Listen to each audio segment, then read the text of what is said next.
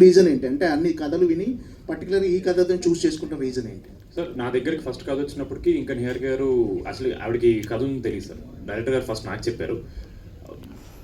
Mad square shoot జరిగేటప్పుడే నాకు మానస గారు కథ చెప్పారు సార్. సో నాకు లైన్ నచ్చిన వెంటనే ఫస్ట్ నేను వేరే కథలో ఉన్న ఆపేసాను సార్. ఎందుకంటే మనకి ఫస్ట్ ఒక ఎక్సైట్మెంట్ వచ్చినప్పుడు ఆ ఎక్సైట్మెంట్ మీద వెళ్ళిపోవాలి సార్. ఫస్ట్ నాకు చాలా కథలు విన్న తర్వాత ఈ కథ మీద కానీ వెంటనే ఎక్సైట్మెంట్ వచ్చి జంప్ చేశాను కదా సార్.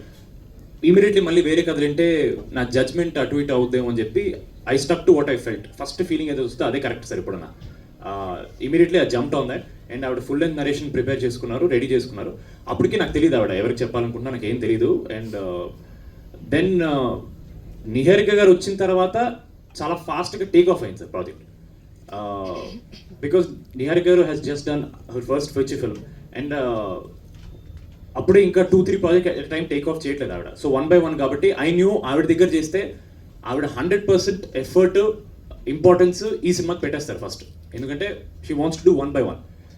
సో నాకు ఆ కాన్ఫిడెన్స్ వల్ల అంటే దే వాజ్ నో ఇలా మానస గారు ఇలా నిహారిక గారితో చేద్దామా అని ఆ క్వశ్చన్ లేదు సార్. నిహారిక గారు చెప్పాను, ఆవిడ నచ్చిందంటే ఓకే ఎప్పుడు స్టార్ట్ అంతే, డైరెక్ట్ ఆ కాన్వర్సేషన్ అక్కడికి వెళ్ళిపోయింది.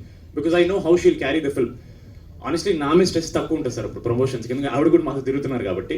సో లేదు సార్, నా కథ విన్న వెంటనే నచ్చింది. ఆవిడ నిహారిక గారు అనగానే ఫస్ట్ ఆవిడ జంప్ చేశారు, నేను ఏడు చేపట్టుకుని నేను కూడా జంప్ చేశాను.